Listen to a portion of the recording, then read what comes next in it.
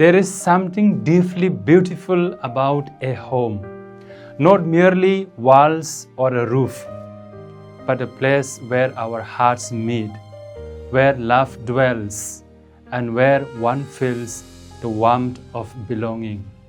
On this Sunday, we celebrate not just the dedication of a grand church building in Rome, but the dedication of a home, God's home among His people.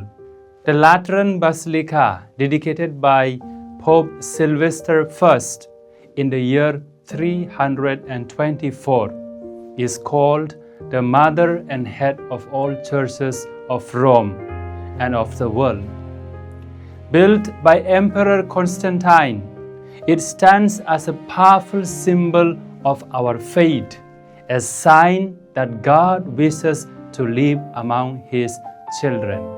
But dear friends, this feast is not only about bricks or marbles, it is about you and me. It reminds us that each of us is a living temple of God, built on the foundation of Jesus Christ, held together by love and filled with the Holy Spirit. The Lateran Basilica may be the mother church of the world, but the most precious temple God desires is the human heart.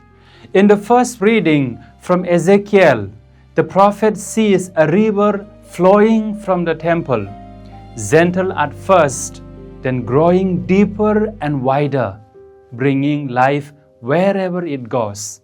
Even the barren Dead Sea is transformed into living fresh water.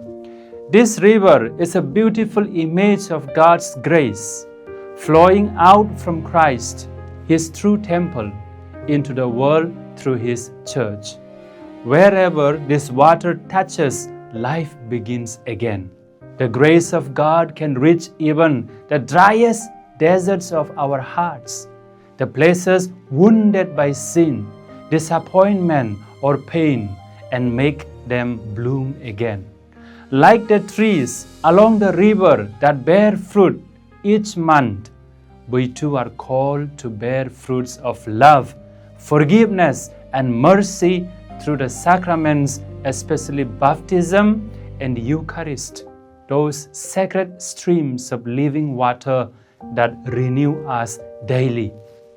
In the second reading, St. Paul tells us that we are God's building and that Christ Himself is the one and only foundation. Each of us and the whole church is being built together by God's own hands, not with the weak materials of pride or selfishness, but with the precious stones of faith, humility, and charity.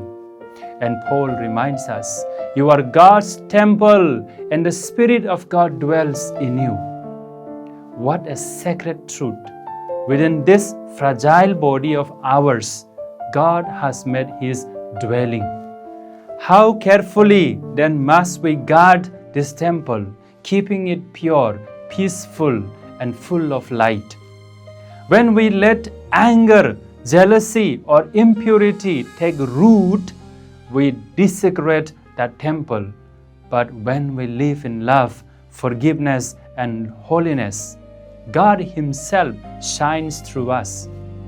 The Gospel shows us Jesus entering the Temple of Jerusalem.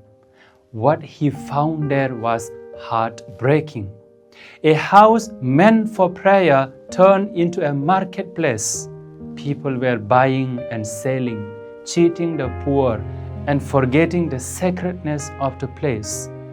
With a holy zeal, Jesus drove them out, saying, "Take these things away. Stop making my Father's house a marketplace."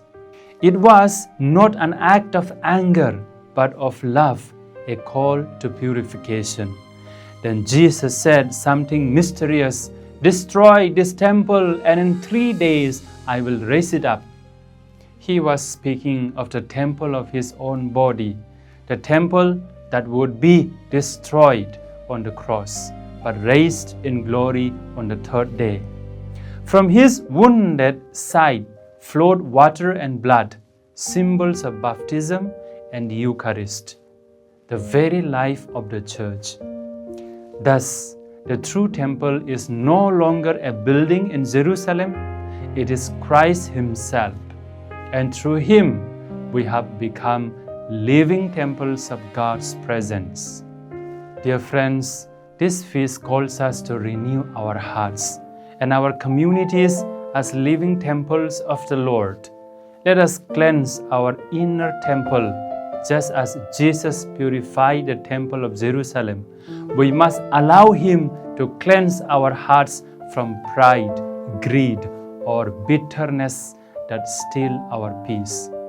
Let us avoid a business mentality in worship. Our relationship with God is not about gain or loss, but about love, the love of children who trust their Father completely. Let us offer living worship to a living God. Every Eucharist is not just a ritual, it is a living encounter with Christ. Let our participation be active, joyful, and full of gratitude. As we celebrate the dedication of the Lateran Basilica, let us also dedicate ourselves anew, that our hearts may be cleansed, renewed, and filled with God's light. May the river of grace flow through us, bringing healing where there is hurt, peace where there is pain, and life where there is despair. May our homes, our families, and our parishes be living temples where God truly dwells.